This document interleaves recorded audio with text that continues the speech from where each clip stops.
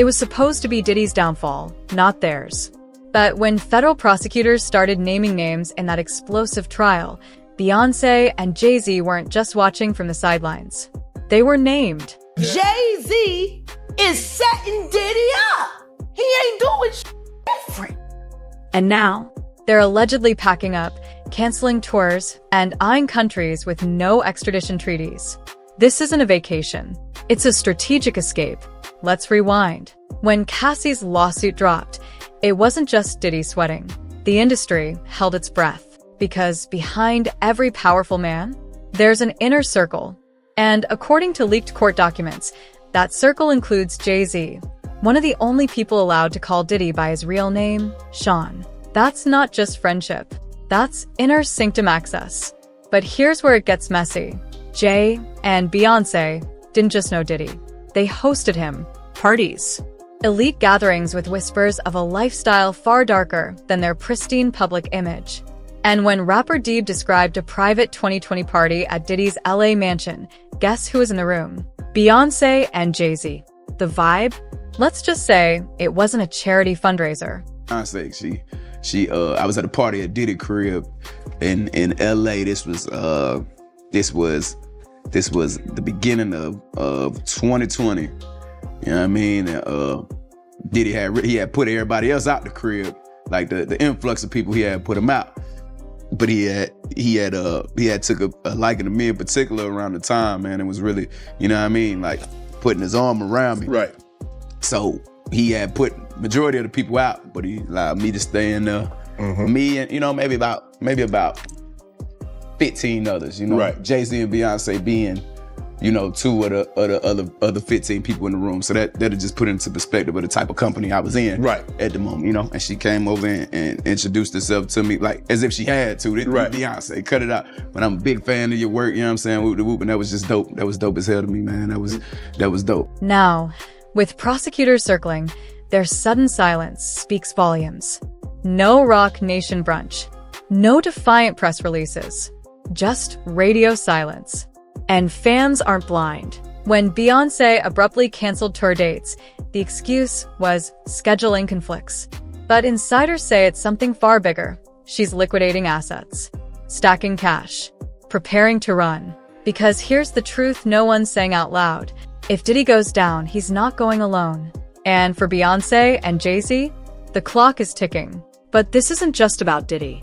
To understand why they're really fleeing, you need to see what's hiding in Jay-Z's past.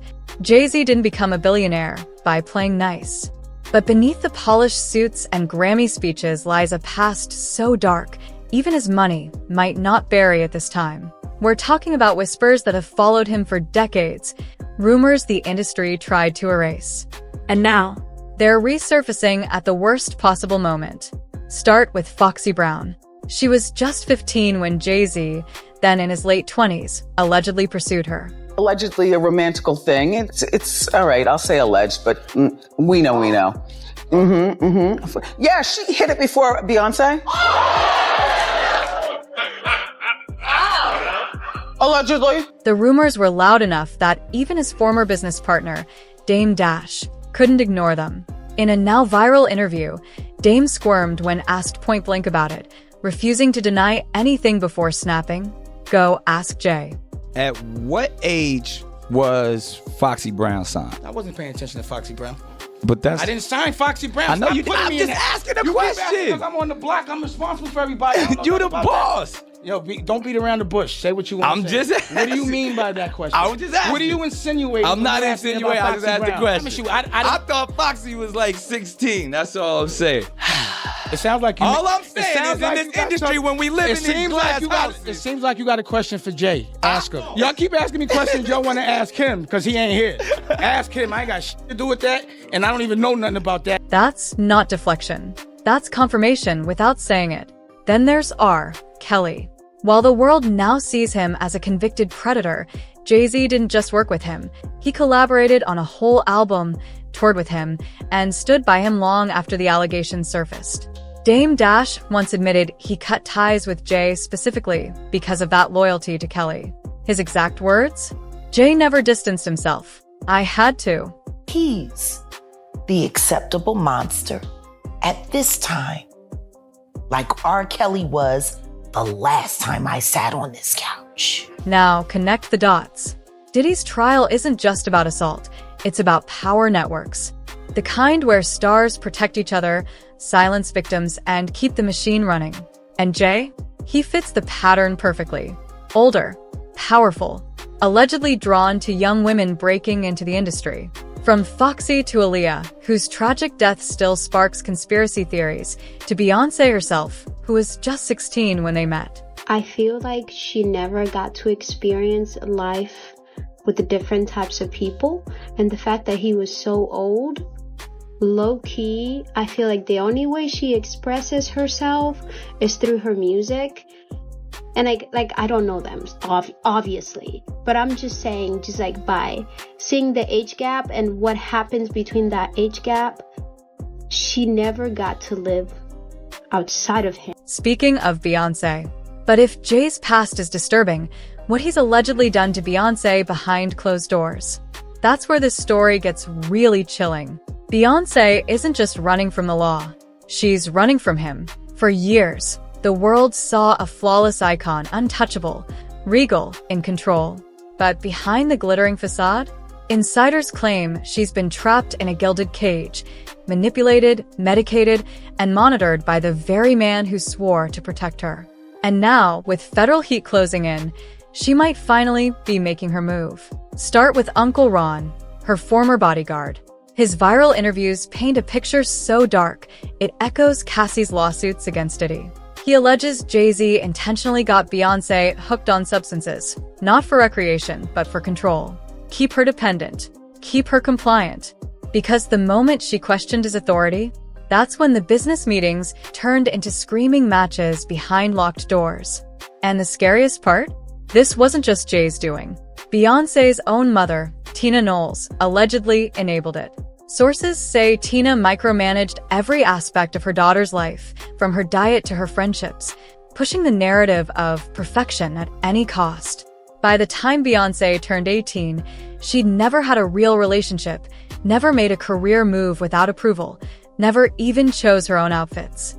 She was a product, not a person. Now, fast forward to today. The canceled tours, the hushed divorce rumors, the sudden interest in non-extradition countries. This isn't just about legal trouble, it's about survival. Insiders say Beyoncé's been secretly stashing money, reworking contracts, even ghosting longtime team members who might be loyal to Jay. Why? Because if the feds don't take him down first, she's allegedly planning to do it herself. But here's the twist. Jay might have seen this coming, because buried in their financial paper trail, there's evidence he's been preparing for this exact moment. If the rumors are true, Jay-Z and Beyoncé aren't just running, they're rebuilding. Behind the scenes, their financial moves tell a story of panic, preparation, and a desperate bid to vanish before the walls close in. We're talking offshore accounts, shell companies, and properties bought under aliases in countries with zero extradition to the US. This isn't just wealth management, it's an exit strategy. Let's break it down. In the past year alone, Beyoncé quietly pulled out of multiple high-profile brand deals. No explanations, just sudden, creative differences. Meanwhile, Jay-Z's investment portfolio shifted overnight, liquidating stakes in US ventures and funneling cash into obscure overseas funds. Panama, the Maldives, even Montenegro, a hotspot for wealthy fugitives. Coincidence? Not when you dig deeper. One name keeps popping up in their financial docs. Carter Holdings, LLC. Sounds innocent, right?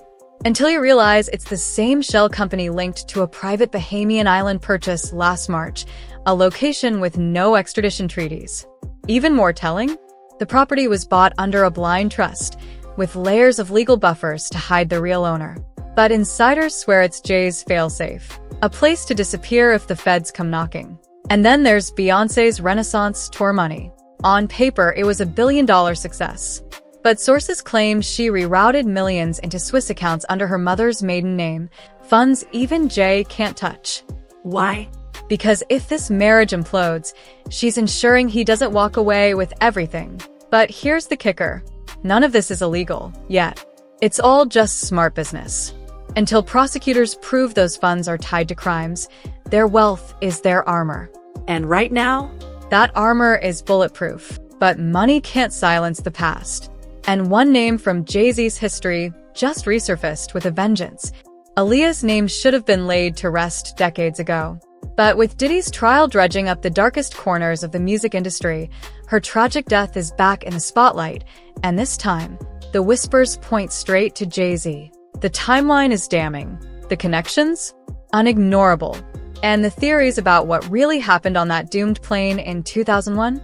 They're more explosive than ever. Start with the rumors that never died. Back in the late 90s, Aaliyah was trapped in a nightmare marriage to R. Kelly, a relationship that began when she was just 15.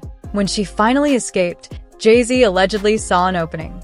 Insiders claim he bombarded her with gifts, studio invites, and late-night calls, mimicking the same predatory playbook Kelly used. But Aaliyah wasn't interested. She reportedly turned him down hard. Now, I want you to think about 106th and Park with Mary J. Blige. Free, who is a victim of Sean Carter. Yeah. Mary J. Blige, who is a victim of Sean Combs, are sitting there talking about the death of Aaliyah. And that's when things got ugly. Fast forward to August 2001. Aaliyah's plane crashes in the Bahamas, killing everyone on board. Officially, a tragic accident. But those close to the investigation have long suspected foul play. The flight manifest was allegedly altered last minute. Witnesses claimed Aaliyah seemed drugged before boarding. And the most chilling detail? The plane was overloaded with recording equipment, an impossible weight discrepancy the FAA still can't explain. Now, connect the dots. Jay-Z was supposed to be on that plane. He canceled last minute, citing scheduling conflicts. But a former Death Row Records bodyguard recently came forward, swearing Jay paid off the pilot to handle a problem. And with Dame Dash, Aaliyah's actual boyfriend at the time, now openly calling Jay a snake, the internet is demanding answers. Was this a hit disguised as an accident? And if so, who gave the order? But Aaliyah isn't the only ghost in Jay's closet. Because when the feds start digging, they won't stop at one tragedy. The feds don't move fast until they do. And right now, behind the scenes, prosecutors are building a RICO case that could take down not just Diddy, but his entire inner circle. Subpoenas are flying. Witnesses are flipping. And the smoking gun? A secret recording from one of Diddy's infamous parties that allegedly implicates multiple A-list names, including Jay-Z. Here's what we know. Homeland Security raided Diddy's homes for a reason. They weren't just after him. They were after his hard drives, his encrypted messages, his guest lists. And according to legal insiders, what they found was a digital paper trail leading straight to Beyoncé and Jay-Z's doorstep. We're talking party footage timestamped with Jay-Z in rooms where illegal activity allegedly occurred. Deleted texts recovered between Diddy and Jay discussing handling potential accusers. Wire transfers from shell companies linked to both men, funneling money to the same offshore accounts. But the real game changer? A former Diddy associate, now cooperating with the feds, claims there's a tape of Jay-Z discussing cleaning up messes in a way that prosecutors argue hints at witness intimidation. And if that tape gets played in court, it's over. Meanwhile, Beyoncé's team is reportedly in panic mode. Her lawyers are allegedly negotiating immunity deals in exchange for testimony against Jay-Z. And one chilling detail says it all. She stopped wearing her wedding ring. Not for performances. Not for paparazzi shots. At all. The clock is ticking. Because the feds' next move isn't just an arrest. It's a media blitz. They want this case tried in the court of public opinion first. And when that happens, even billionaires can't outrun the truth. But here's what no one's prepared for. The fans turning on them first. Beyoncé's fans didn't just love her. They worshipped her. For decades, the Bayhive operated like a digital army, attacking anyone who dared criticize their idol. But now, that same fanbase is dissecting her every move, uncovering receipts, and demanding accountability. And their verdict is clear. She knew. It started with the silence. When Cassie's lawsuit exploded, fans expected Beyoncé, a self-proclaimed feminist, to speak out. Instead, crickets. Then came the deleted Instagram posts. hundreds of thousands, millions of followers every day. And she still hasn't said anything. Just pretending like life is great in Paris. Is it her place to say so? I mean, probably not, considering she's gonna be indicted for anything she would say. These are criminals. Diddy is a drug dealer, and so is Jay-Z. The proof is there. The scrubbed collabs with Diddy from her website. The way she and Jay-Z vanished from public events overnight. Each evasion fueled more suspicion. But the real turning point? A TikTok deep dive that went nuclear. A fan uncovered old interviews where Beyoncé awkwardly dodged questions about Diddy's parties. Then came the 2014 footage of her uncomfortably laughing as Jay-Z made a cryptic joke about what really happens on Diddy's yachts. The comments section erupted. She's guilty by association. How could she not know? Now, the Bayhive is weaponizing their own obsession. They're archiving every shady collaboration. Remember her 2003 Diddy Dance tribute. Circulating timelines of her and Jay-Z's whereabouts during key alleged incidents. Flooding her comments with demands. Address the rumors. Cut ties with Jay. Even her music is being reinterpreted. Lyrics from Lemonade about betrayal now sound less about infidelity and more about complicity. Is this why she never explained the album's real inspiration? So, where does this leave them? With only one move left, the private jets are fueled, the offshore accounts are loaded, the aliases are ready. But as Beyoncé and Jay-Z allegedly make their final preparations to vanish, one question looms. Is it already too late? Because the same power and wealth that built their empire might now be their downfall. Sources close to their inner circle claim the couple has narrowed their escape down to 3 locations, all with no extradition treaties. The Maldives, where a $50 million private island was purchased under a shell company last month. Dubai, a longtime celebrity safe haven, where Beyoncé has performed for royalty and reportedly secured special residency status. Montenegro, an under-the-radar European hideout favored by oligarchs and fugitive billionaires. But here's the catch. The US government knows they're spooked. Homeland Security has allegedly flagged their passports, and customs agents have orders to detain them if they try to leave. Even if they slip out, Interpol could freeze their assets worldwide, turning their billionaire escape into a stateless nightmare. Prosecutors aren't just relying on old tapes or party rumors. They've got a star witness, someone from Diddy's inner circle who's ready to testify that Jay-Z wasn't just present at illegal gatherings, he helped organize them. If this witness takes the stand, Jay could face charges ranging from conspiracy to trafficking. And Beyoncé? Her legal team is scrambling. Some say she's considering divorcing Jay mid-scandal to salvage her own reputation. Others claim she's already given statements to the feds in exchange for immunity. Either way, the marriage that once seemed unbreakable is now a liability. Even if they dodge prison, their legacies are ruined. Brands are quietly dropping them. Spotify playlists are burying their music. And the industry that once worshipped them is now distancing itself fast. Jay-Z's Rock Nation just lost 3 major artists. Beyoncé's Renaissance tour film got mysteriously postponed. The final nail in the coffin? Their own fans. The Bayhive isn't just angry, they're investigating. Some are digging into old lawsuits, like the 2016 case, where a backup dancer accused Jay-Z of coercing her into compromising situations.